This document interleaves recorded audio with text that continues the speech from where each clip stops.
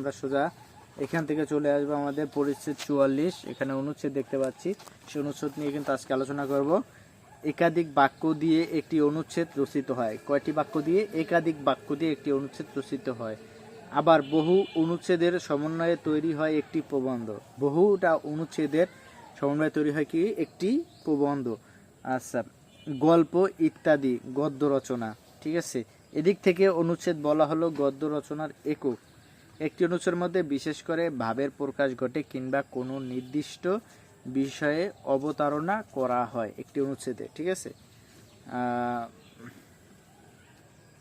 তাই অনুচ্ছেদের বাক্যগুলো ভাব বা বিষয়ের দিক দিয়ে পরস্পরের সাথে সম্পর্কযুক্ত থাকে।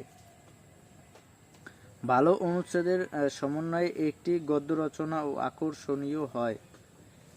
ঠিক আছে, শিক্ষার্থীকে তাই ভালোভাবে অনুচ্ছেদ লিখতে শেখা দরকার। অনুচ্ছেদ রচনার সময় যেসব বিষয় মনে রাখতে হবে সেগুলো কি?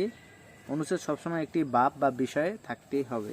যাক, পরবর্তী ক্লাসে থাকছে আর গুরুত্বপূর্ণ আলোচনা। পরবর্তী ক্লাস পেয়ে চ্যানেলটিকে সাবস্ক্রাইব করে রাখবেন।